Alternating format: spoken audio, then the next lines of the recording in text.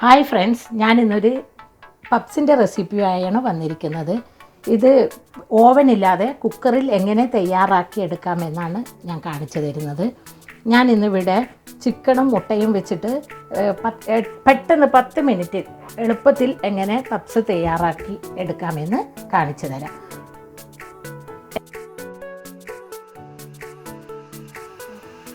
Puffs ഉണ്ടാക്കാനായി 1 cup മൈദപ്പൊടിയിൽ 2 spoon നെയ്യ് ഒഴിച്ചിട്ട് പാകത്തിന് ഉപ്പും 1/4 സ്പൂൺ പഞ്ചസാരയും ഇട്ട് നന്നായി ഒന്ന് കുഴച്ചെടുക്കണം.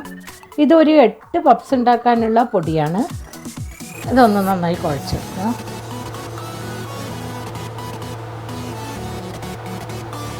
ഒന്ന് മിക്സ് ആവുന്നവരെ കുഴക്കണം. ഇതിലേക്ക് ഒരു മുട്ട പൊട്ടിച്ചൊഴിക്കുക.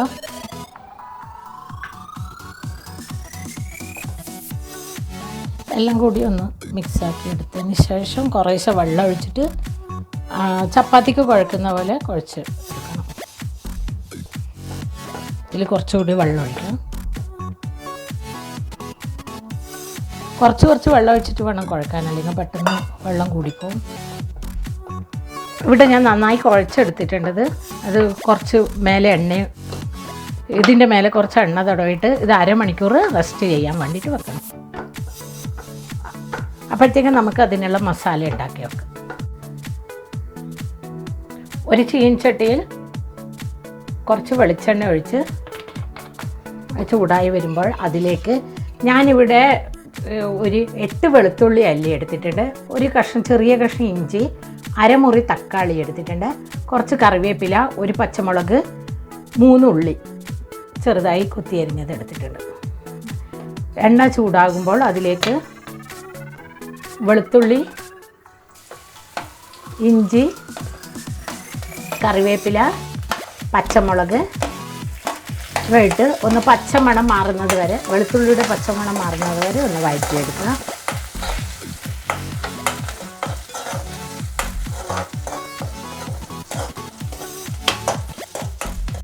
വെളുത്തുള്ളിയുടെ പച്ചമണം മാറിയിട്ടുണ്ട്. അതിലേക്ക് ഉള്ളിയിട്ട് വഴറ്റുക.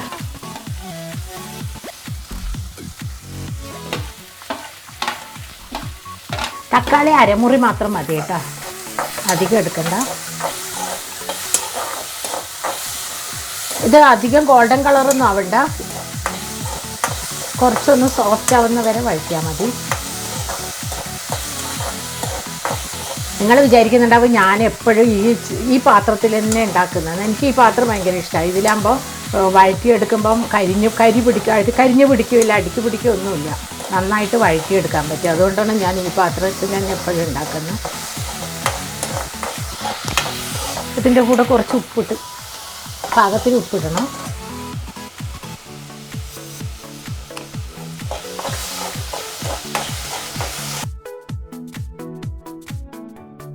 ഇവിടെ സോഫ്റ്റായി വന്നിട്ടുണ്ട്. അതിൽ കുറച്ച് മഞ്ഞൾപ്പൊടി, 1 സ്പൂണ് നിങ്ങളുടെ ആവശ്യത്തിന് എരിവ് എത്ര വേണ്ടതെന്ന് വെച്ചാൽ അതിനാവശ്യമുള്ള മുളക് പൊടി. ഞാനിവിടെ ഒരു 1/2 സ്പൂണ് മുളക് പൊടി എടുത്തിട്ടുണ്ട്.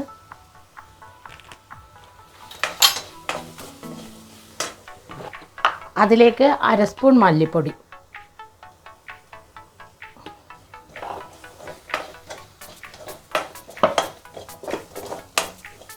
ഒരു 1/4 സ്പൂൺ ഗരം മസാലപ്പൊടി. ഈ ഗരം മസാലപ്പൊടി ഞാൻ വീട്ടിൽ പൊടിച്ച മസാലയാണ്, അങ്ങനെ എടുക്കുന്നതാണ് നല്ലത്. ഇവിടെ നോർത്ത് ഇന്ത്യൻ മസാല എടുക്കുന്ന അത്ര ടേസ്റ്റ് കിട്ടില്ല, ഇതാകുമ്പോൾ നല്ല ടേസ്റ്റ് ആയിരിക്കും.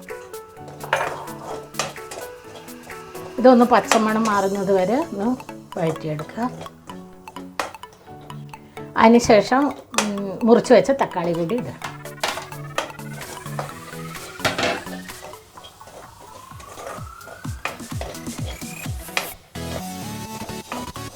തക്കാളി ഒന്ന് നന്നായി വഴണ്ടി വരണം. ഒന്ന് കുറച്ച് സമയം മൂടി വെക്കാം.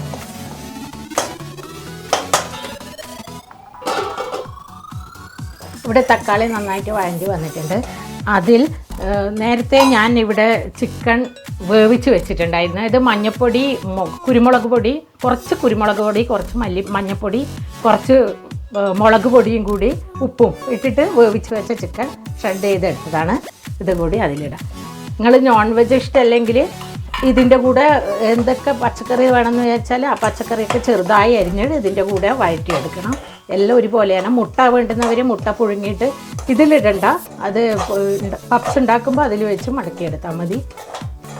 കുറച്ച് സമയത്തേക്ക് ഇതൊന്ന് മൂടി വെക്കണം. മസാല ചിക്കനിലോട്ട് നന്നായി പിടിച്ച് ഒരു 5 മിനിറ്റ് മൂടി വെക്കുക. ഇതാ പപ്സിനുള്ള മസാല ഇവിടെ തയ്യാറായി. ഇത് നമുക്കൊരു പാത്രത്തിലേക്ക് മാറ്റാം.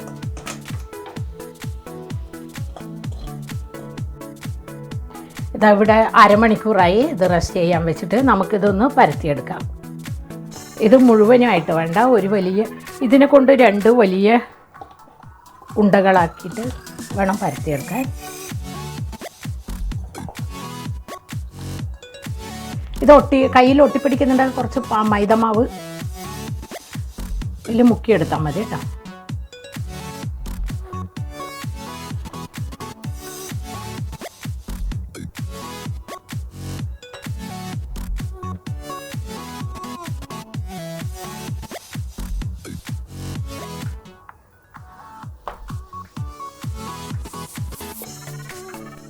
പരത്താനൊക്കെ ഇത് എളുപ്പമാണ്. എങ്ങനെയെങ്കിലും ഷേപ്പൊന്നും വേണ്ട, ഇങ്ങനെ പരത്തിയെടുത്താൽ മതി. ആദ്യം വീണ്ടും പരത്തേണ്ടതാണിത്.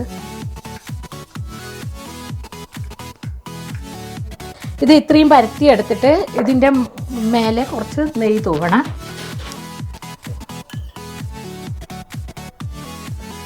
കുറച്ച് നെയ്യ് തടവി അതിൻ്റെ മേലെ കുറച്ച് പൊടിയിടണം.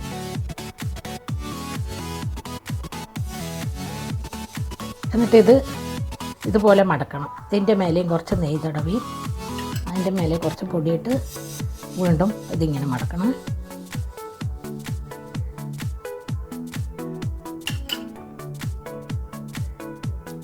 ഇത് വീണ്ടും ഇതുപോലെ മടക്കിയിട്ട് ഒരു സ്ക്വയറാക്കി എടുക്കണം. ഇതുപോലെ. ഇതെന്തിനെന്ന് വെച്ചാൽ ഇത് ലെയറായിട്ട് വരാൻ വേണ്ടിയിട്ടാണ്. ഇനി ഇത് സ്ക്വയറായിട്ട് അതേപോലെ സ്ക്വയറായിട്ട് പരത്തിയെടുത്താൽ മതി.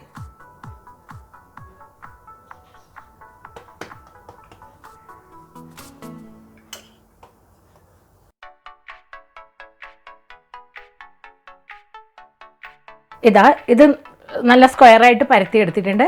ഇതിനെ നമ്മൾ സ്ക്വയറായിട്ട് ഇത് മുറിച്ചെടുക്കണം. നല്ല സ്ക്വയറായിട്ടൊന്ന് മുറിച്ചെടുക്കണം.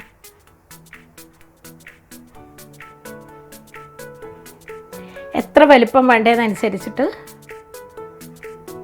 ഇതിനതാ 3 ഭാഗമായി. ഇതിനെ കൊണ്ട് 6 എണ്ണാവും.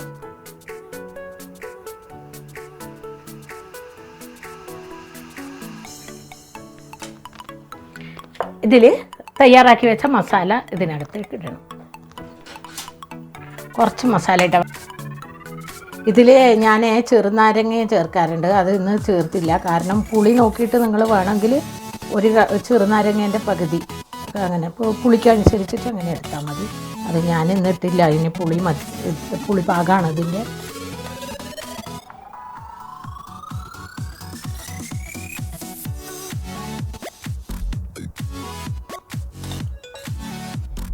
കൂടുതൽ നിറക്കണ്ട കേട്ടോ. അപ്പോൾ ഇത് ഷേപ്പ് ആക്കിയെടുക്കാൻ ബുദ്ധിമുട്ടാവും.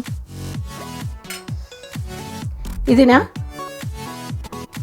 കോണോട് കോണായിട്ട് മടക്കണം. ഇത് ഈ ഭാഗം ഓപ്പോസിറ്റായിട്ട് മടക്കണം. ഇതിങ്ങോട്ട്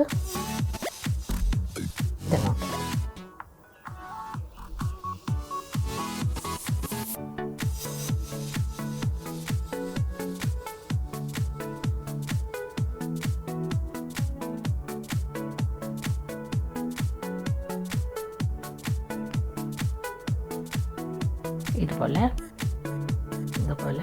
ഇതിൽ ഇതാണ് ലെയർ. ഇങ്ങനെയൊക്കെ പരത്തിയത് കൊണ്ട് ഇങ്ങനെ ലെയറായിട്ട് ആണുള്ളത്. അത് വെന്ത് വരുമ്പോൾ നല്ല ലെയറായിട്ട് തന്നെ കിട്ടും.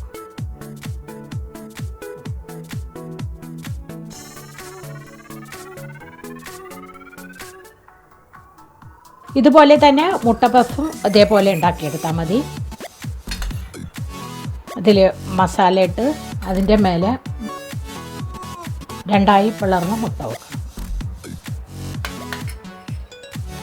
ഇത് മുട്ടയെടുത്ത് ഇതിൽ വെച്ച് അതേപോലെ തന്നെ കോണോട് കോണായിട്ട് മടക്കിയെടുക്കണം.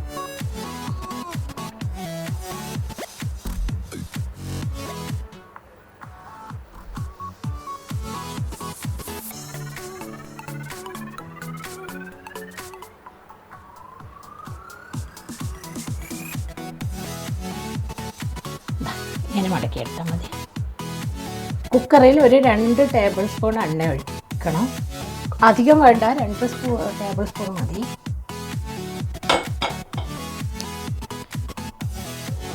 കുക്കർ നന്നായി ചൂടായി കഴിഞ്ഞാൽ സിമ്മാക്കി വെക്കണം സ്റ്റൗ. അതിൽ ഓരോ പപ്സും എടുത്ത് വെക്കുക.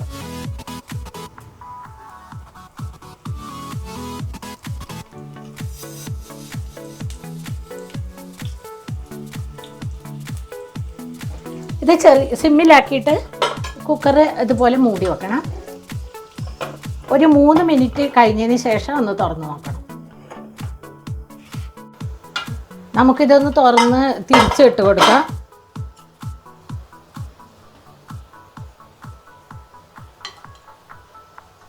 ഇതാ നമ്മുടെ പപ്സിൻ്റെ ഒരു ഭാഗം ഫ്രൈ ആയി വന്നിട്ടുണ്ട്.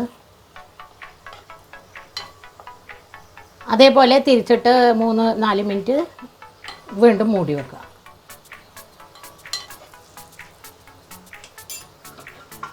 മൂടി വെക്കണം.